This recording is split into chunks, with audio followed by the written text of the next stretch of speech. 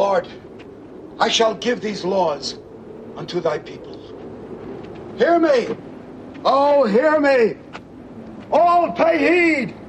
The Lord Jehovah, has given unto you these 10 commandments for all to obey.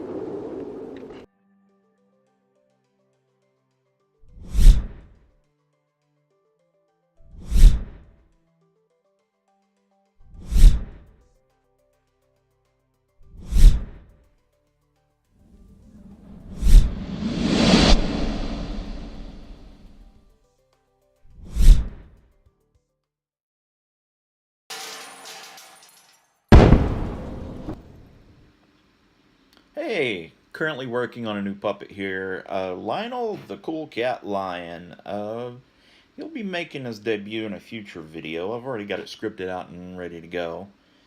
So keep an eye out for that. But I was asked if there were specifics on how to take care of puppets and keep them looking new and always ready to go. So that's what we're going to be discussing in this video. So enjoy. The 10 Commandments of Puppetry.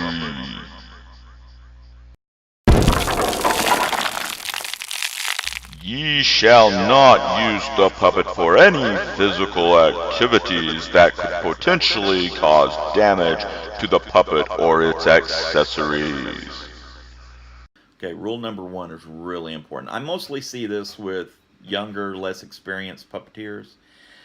Fighting with puppets, using them as sports balls, kicking them like soccer balls, pitching them around like a basketball.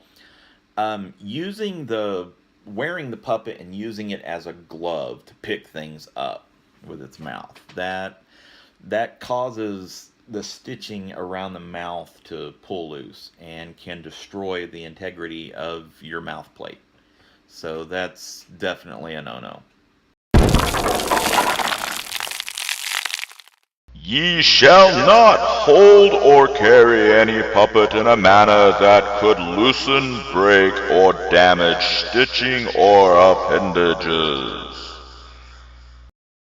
Rule number 2, appendages are not handles. I repeat, appendages are not handles. If it is glued on, stitched on, or tacked on in any way, shape, or fashion, it is not meant to be used as a handle to carry or hold your puppet. Just say no. No.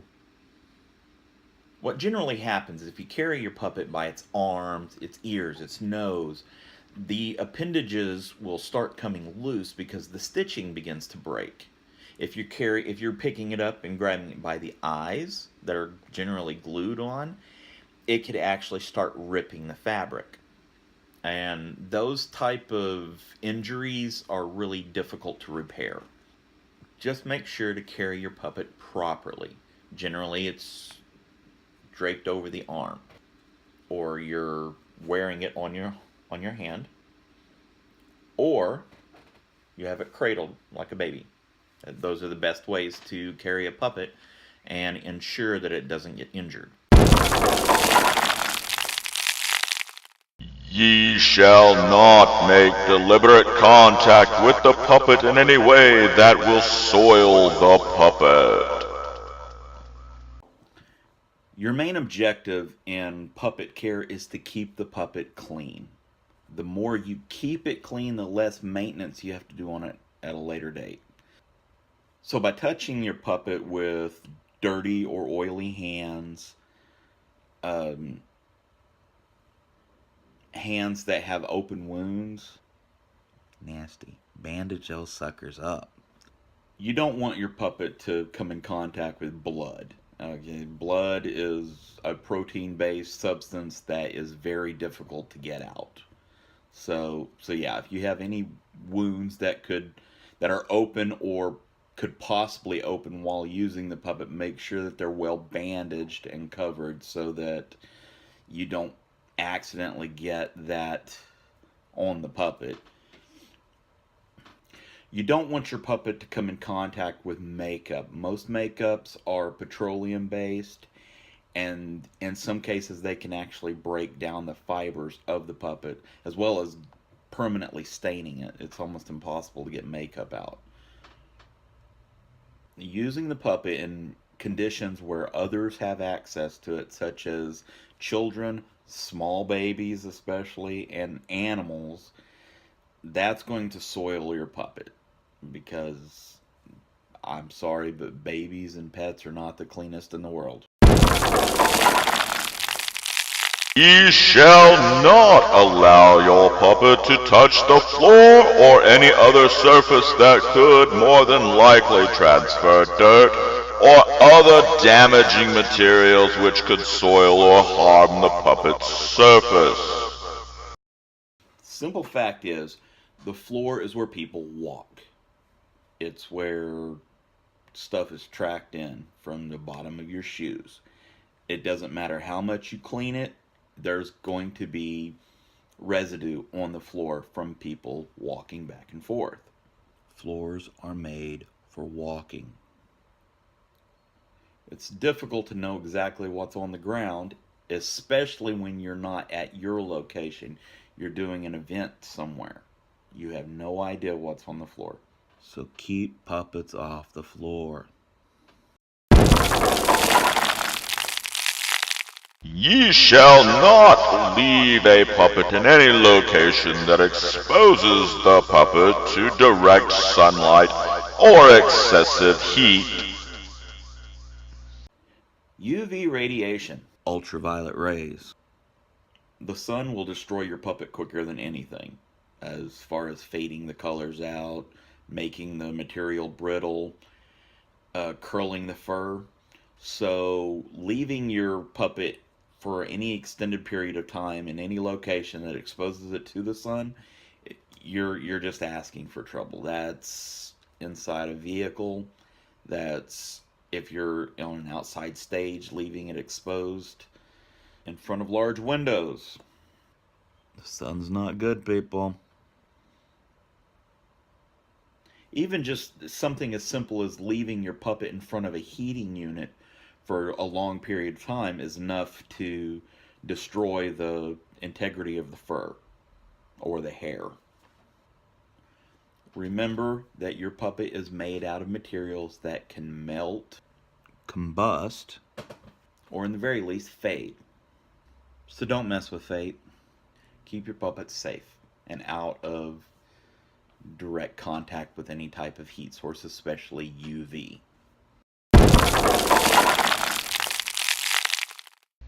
Ye shall never allow access of your puppet to anyone not properly trained and or authorized to do so.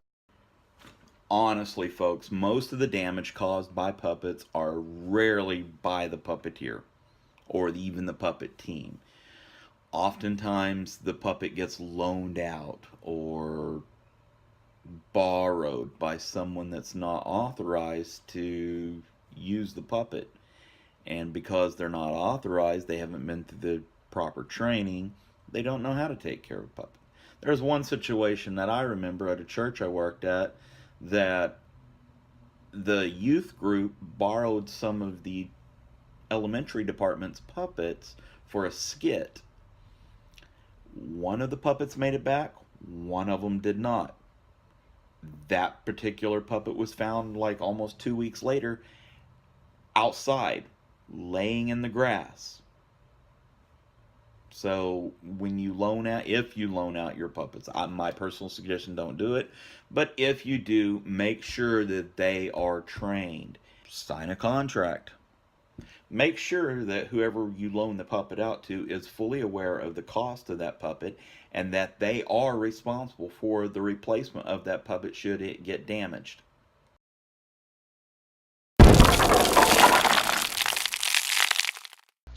Ye shall never leave external props, supports, or attachments such as arm rods attached to the puppet when being stored. This is one of the biggest no-nos in puppetry that I have seen so many times. People just find it easier at the end of a performance or a practice to just store the arm rods still attached to the puppet. They think it'll be easier the next time they pull it out. They don't have to reattach them and all that. Bent arm rods are not good. It's very difficult to bend an arm rod back into a straight position once it's been contorted. Second, your arm rod is a rigid material. Your puppet is not. The arm rods will generally snag and pull. This causes rips, tears, stretches, demarcations on the fabric itself that you don't really want. It looks unprofessional, and it actually opens the puppet up for future damage. And sometimes when you're out doing a performance somewhere else, there are times where you will pack multiple puppets together. So if you have the arm rods on there, there's a chance that that arm rod may not cause any initial damage to the puppet it's attached to, but it may cause damage to the other puppet. Generally, when you pack multiple puppets into a storage bin, you do it head to toe, or head to torso, I should say, so that it maximizes space. And that's where the arm rod could actually cut into the face or the eyes of the other puppet.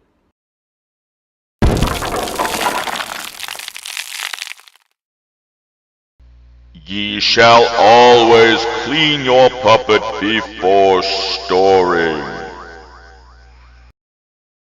Okay, this isn't like a golden rule or anything, but it is important, and I suggest doing this myself.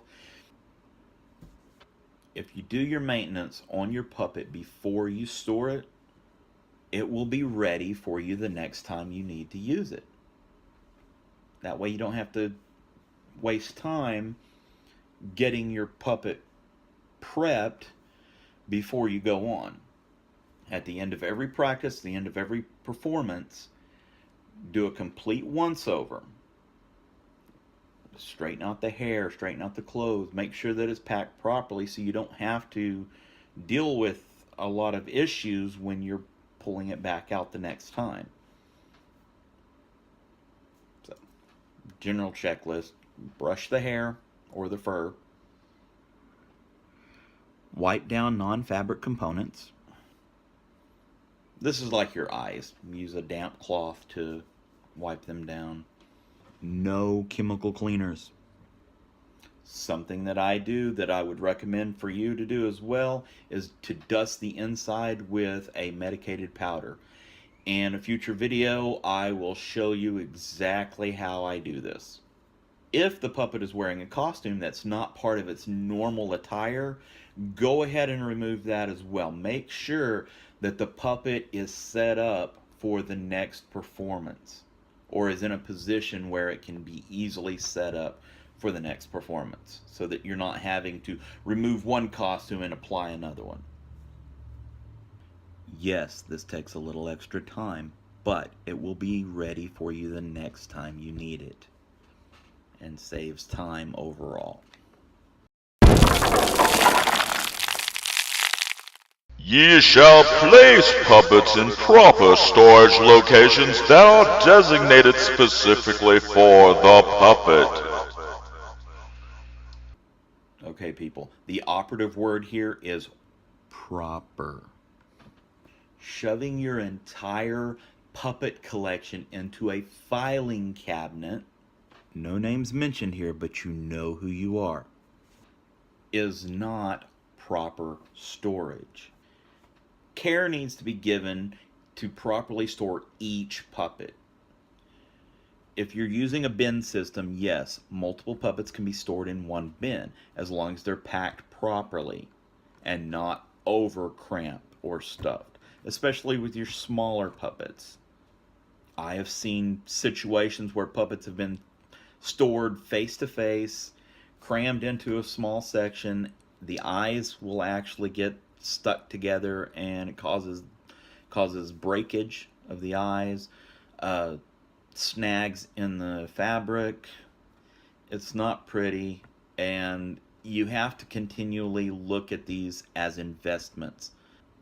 The cheapest that you will find a quality puppet that will last a long time if taken care of is around the $20 range. Your average quality puppet is going to be anywhere from $300 to $400 easy. So always look at your puppets as an investment and treat them as such. Ye shall always be aware of and report any and all situations with the puppet, props, or accessories to have them taken care of as soon as possible. A stitch in time saves 9. We've all heard this quote, but a lot of people don't understand exactly what it means.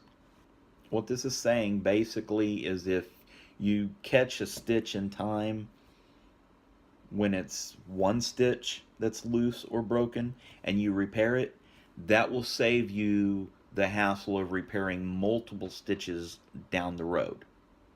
Repairing situations with your puppet when you first notice them will save you a lot of hassle in the long run and money.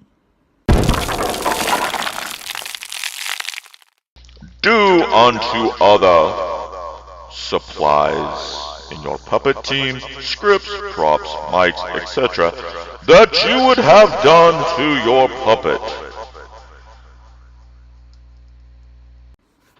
Okay, what's the golden rule? Do unto others as you would have them do unto you. That holds true for puppet care as well. It's not just about the puppets.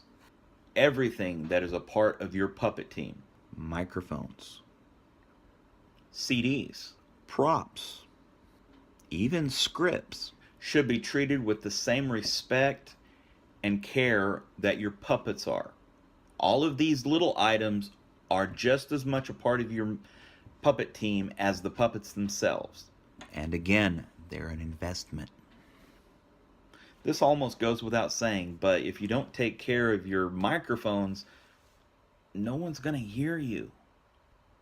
If you lose your scripts, it's difficult to do a performance properly. If a major part of your performance is singing to music, it kind of stinks to show up at a performance to find that the only copy of your CD is broken, which I've had happen.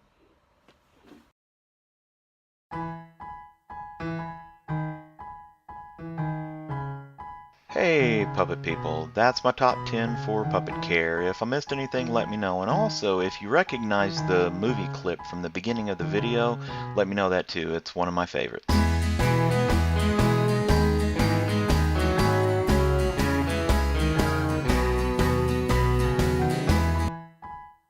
Hey guys, I just want to thank you for watching. There's more videos to come, so make sure to hit that subscribe button. And also, if you get the opportunity, go to my website at puppetdude.com and check out my blog posts, puppet postings. Catch you soon in the next video. Bye for now.